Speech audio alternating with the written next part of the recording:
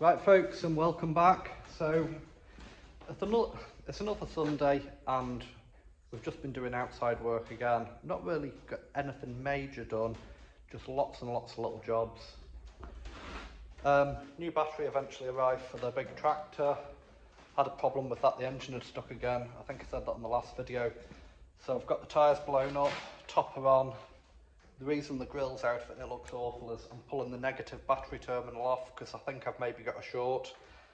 I've ordered an isolator switch. I think I've also got an earth problem, so I need to go around all the earths and clean them up because it's got some electrical gremlins, like the radio keeps stopping working and stuff.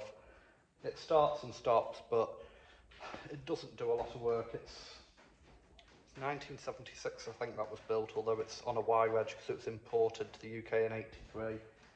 So it's what, nearly 50 years old, 48 years old, and it's done 1,500 hours now. It's done 1,200 hours when I bought it. So I think I've done 300 hours in the last 5 years in it. I was in two minds whether to sell it and buy something smaller because it's way too big for what I need. But I can't really be bothered, to be honest. I'll turn the camera around and show you what we've been doing. So, the quad bike. I got Mitchell to charge the battery up yesterday. Now when we bought it, it had a problem with the drive shaft. We had to put back in, it had no drive. Got it going yesterday and I took it for a run. Now this quad bike, if anybody's got a Grizzly 660, an old one, that is ridiculously fast. I mean, it's scary. It's scary to the stage I'm probably going to sell it and buy an old Honda Big Red 2-wheel drive that's a bit simpler. But basically what happened, I took it down the drive and it was like bunny hopping. I'd got it in 4-wheel drive and then I put it in 2-wheel drive and it didn't drive. It lost drive. And I put it in 4-wheel drive and it was driving fine, but it's bunny hopping again.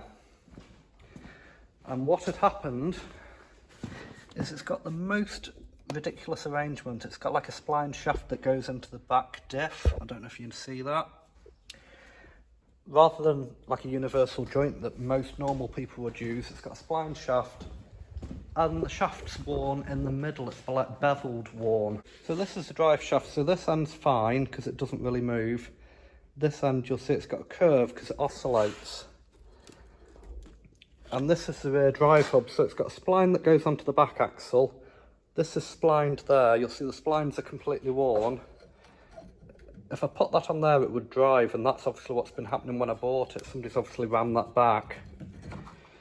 But when you go over a bump, it goes like that, and it's just turning, you know, it's not doing anything. But then, if you pull it back a wee bit, it's gripping. So anyway, we could have bodged it, we could have welded it, put a cotter pin in. It wouldn't have been any use, to be honest. It would have just ended up breaking. So I've ordered a new shaft because that's a sleeve on that. I can't get that sleeve off. We've tried pulling it. And I've ordered a new boss. That's called a boss. That's a shaft and a sleeve. I've ordered them from America because it was less than 100 quid delivered. Quad Bike Centre in the UK wanted over 400 quid for them bits, and it's just not worth it on an old bike. I would have been cheaper scrapping it or breaking it. So that's what's going on with that. So that was 6 hours work yesterday. So like I was saying, six hours work stripping a quad bike. The chassis is also snapped. It wasn't like that when I bought it, so it's just old age. It's not that it's rusty, but it's not rotten. It's got all these stupid plastic guards underneath. We've started stripping them off because they're just trapping mud, trapping shit and making it a bit rust. So I'm probably going to tip it up one of the next weekends, get the rest of the plastic guarding off, ratchet strap the frame back together, do some bird shit welding, and then I'm going to plate it and put some gusset plates. I've got some 2mm steel plate I bought for the Land Rover series, lightweight Land Rover. So I'm going to sacrifice some of that and cut some gussets and weld it and strengthen it. So we've got this bay ready for concrete. I'm waiting to hear back from a concrete company if they can do next Saturday.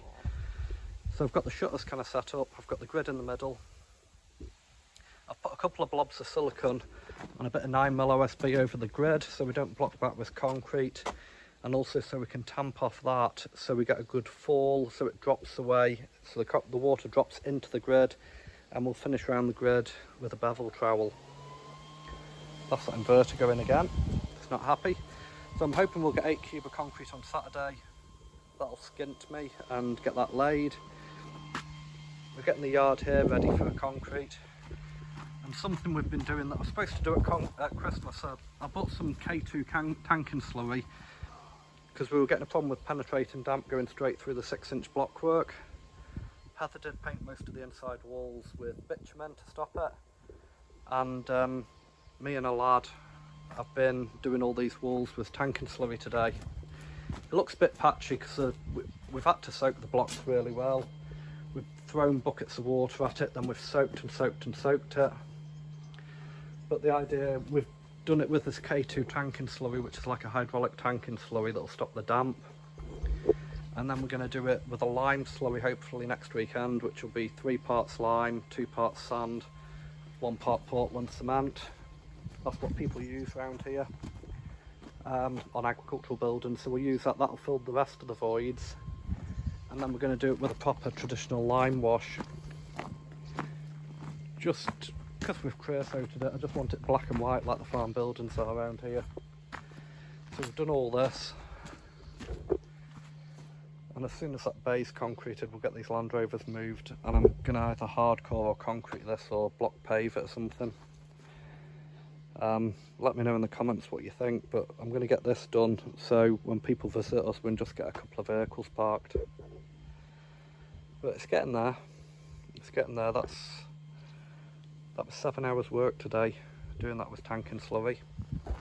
So, not a massively exciting video, but this is what we get up to at a weekend. You know, we work full time all week, do 60 hours a week. Actually, see, I've been sunburnt from the sun today. But anyway, we do like 60 hours at work, working away from home, and then we come home and we do 14, 15 hours over the weekend just trying to get jobs done up here. A lot of questions on the last video, a lot of comments. Obviously I put a video out that was a bit of a rant. Been giving people advice, or been getting asked for advice, and then people don't like the advice I give them. So jump back and watch that video, I explain all. I think some of that was to do with the other person that was kept asking me for advice and kept messaging me and then being rude. They're another YouTuber, and I think they were trying to goad me to mention their name and their YouTube channel on Facebook and on YouTube to promote them. And I'm not falling into that trap, I'm not that stupid. So a few people have asked who the person is, what the YouTube channel is. I'm not going to tell you because all that's going to do is benefit them. I'm aware some people do this in clickbait and stuff. You know, this person at the moment's slagging off the company he's bought the inverter off, and that's not the problem with his setup. The problem is him, it's the way he's wired it, it's lack of knowledge. I don't know if some of it, he's doing it deliberately to get the comments and to get YouTube to promote his videos. I don't know if he's being deliberately stupid or whether it's just lack of knowledge, but I think some of it, he's deliberately trying to get people to comment on his YouTube video and get into a debate and an argument, and he's arguing back. And I see his videos are doing quite well, but it's not something I want to get involved in on YouTube. My YouTube channel, I try to be honest, give honest advice, give advice from my personal experience, and not, I don't get into that bullshit of just talking crap and talking rubbish to get a video out there. So I hope that makes sense, and I hope people appreciate that any time you ask me for advice or ask my opinion, it's my opinion, it's from personal experience, it's from experience of doing stuff, and it's not just made up rubbish for entertainment value on YouTube. So anyway, like, subscribe, drop us a wee comment, ring that little bell, and hopefully we'll see you next time.